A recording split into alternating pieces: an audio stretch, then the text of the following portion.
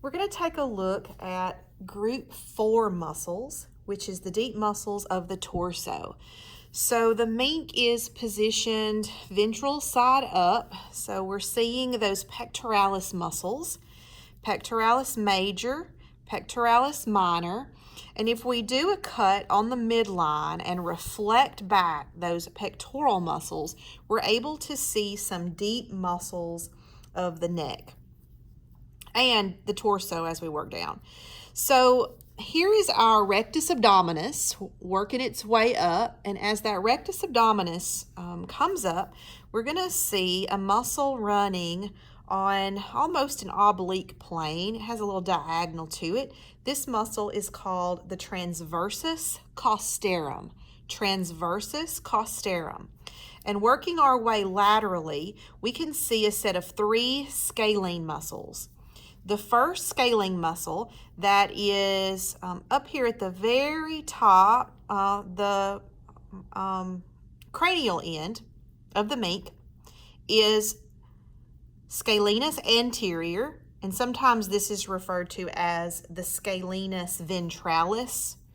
So Scalenus ventralis, or typically I call it the Scalenus anterior.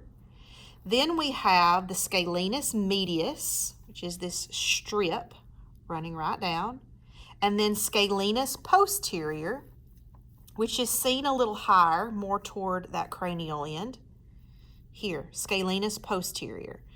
So you really have these 4 muscles right in a row, transversus costarum, and then your 3 scalenes. Scalenus anterior, Scalenus medius, Scalenus posterior. And as we work more toward the axillary region, we see this fan-like muscle.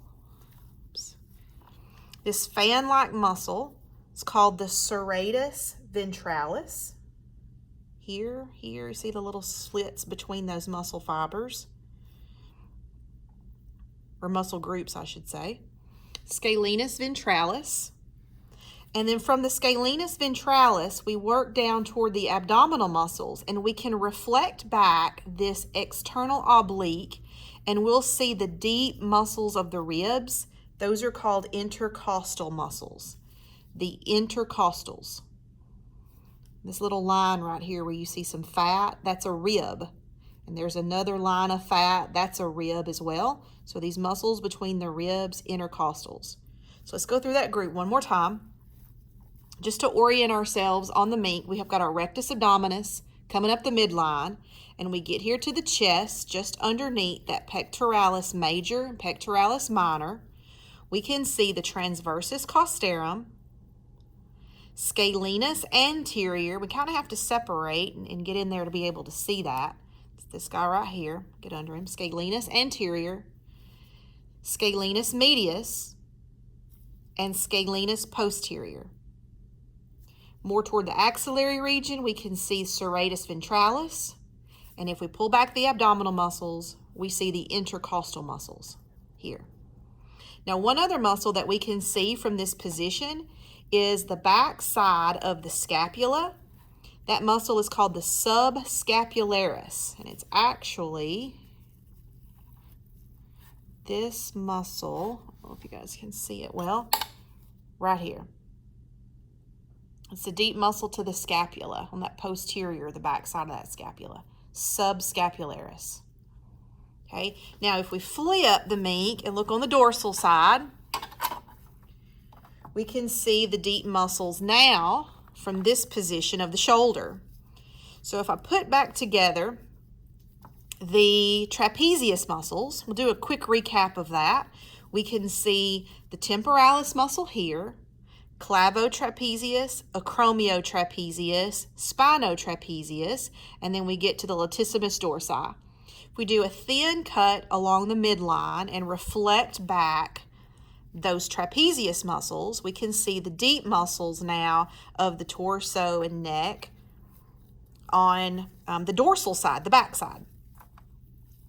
So this muscle here, running right up from that scapula, this is called rhomboideus capitis. Below the rhomboideus capitis, or deep to that rhomboideus capitis, is splenius. Then as we work our way back from the rhomboideus capitis, we encounter the rhomboideus cervicus, right here, rhomboideus cervicus, and then the rhomboideus thoracis, which is this muscle here. The thoracis muscle is pretty serrated, very similar to that serratus ventralis. It kind of looks like a fan. I can pull that back. You guys can see that. That's the rhomboideus thoracis. Again, rhomboideus cervicus and rhomboideus capitis. And deep to the capitis, splenius, right here. Okay, now on the scapula itself, on the shoulder, we can see three muscles. This most superficial muscle, or I shouldn't say superficial, I mean superior, this superior muscle to the spine. This is the spine of the scapula. That's a bone running right there. This is called the supraspinatus, and below that spine is the infraspinatus. So supraspinatus, infraspinatus, and if we look a little further down, we have teres major here. I'm going to try to get my probe under it. Teres major here. Okay, so supraspinatus above the spine of the scapula, infraspinatus below the spine of the scapula, and then this little part right here, it's really close to that dorsioepitrochlearis. This muscle right here that's reflected back, that's the dorsioepitrochlearis.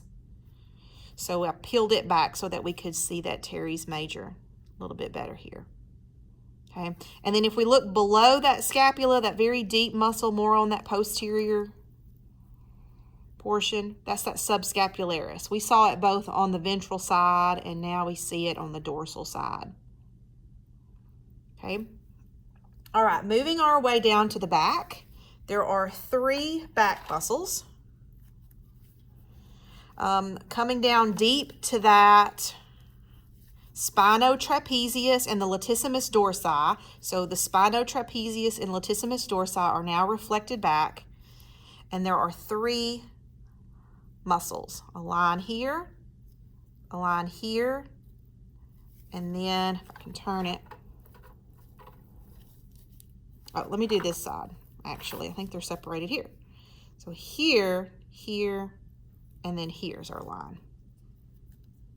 Okay, so this first one, more medial, runs right along the spine.